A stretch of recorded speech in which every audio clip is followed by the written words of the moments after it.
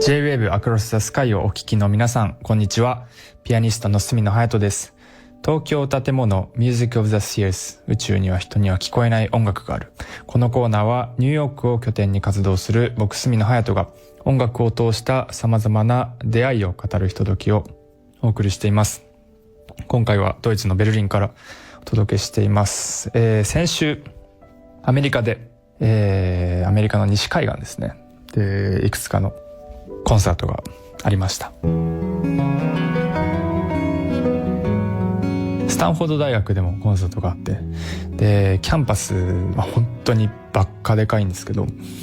その中にビンコンサートホールというホールがあって、日本が誇る豊田康久さんが音響設計を手掛けているみたいですけれども、でそこで2日間のリサイタルがありましてね、キャンパスの中ということで、学生も多くて、でもいろんな方々が来てくれて、その前にフレースノーっていうところでもコンサートしたんですけど、西海岸でピアノリサイタルをするのは僕初めてですね。なので中には 5,6 年前から YouTube で知ってて、いつかコンサート行ってみたかったみたいな方もいたりして、本当に嬉しかった。アメリカはダブルメジャーをしてる学生もいて、かなり大変みたいですけど、スタンフォードにも工学と音楽のどちらも専攻しているという学生もいてね、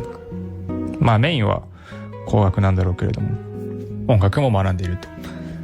で、だから親近感がありますね、僕にとっては。そういう人と話すと。工学を僕も学んでいたので、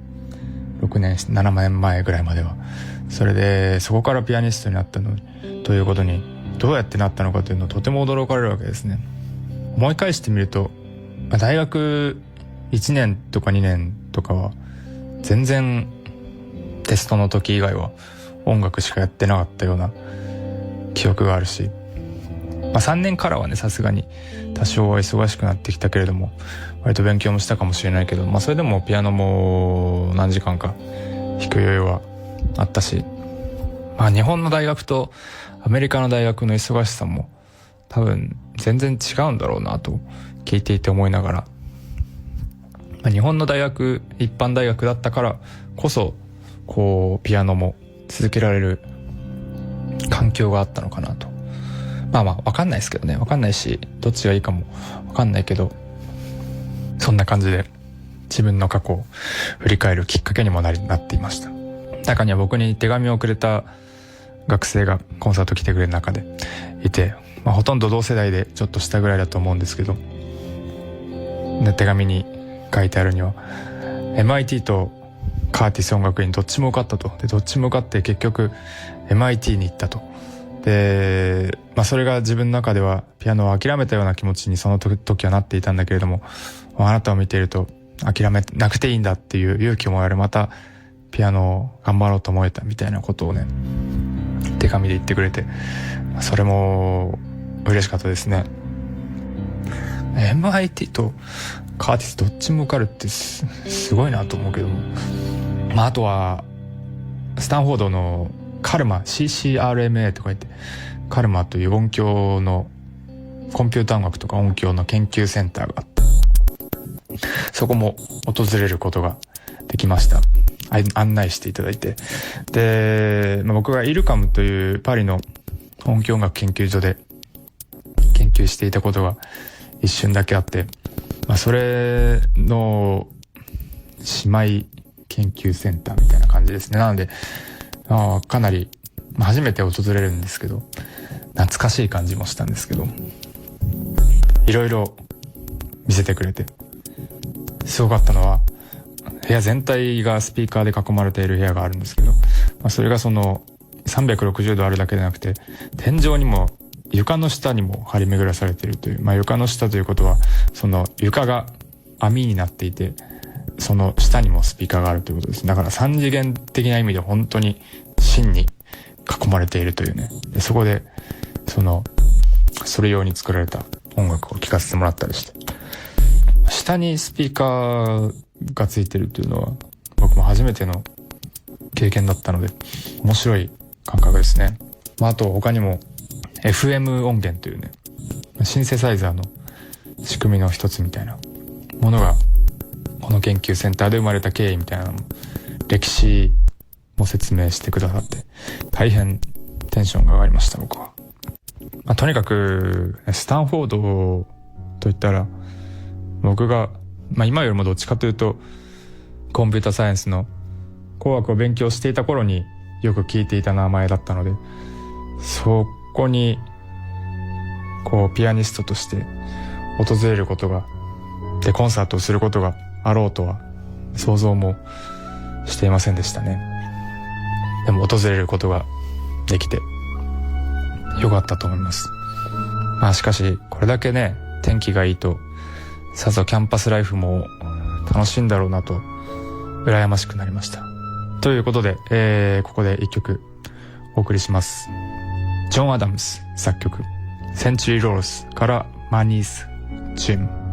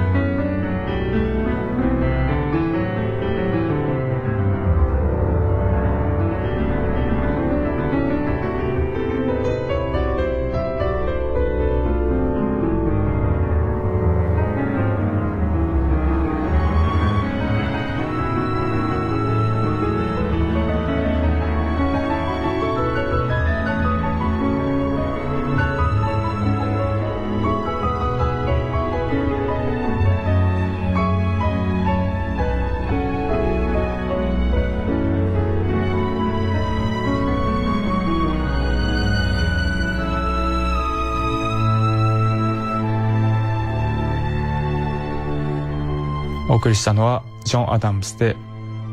Century Rose Money's Gym。 スタンフォードで久々に高校の同級生にも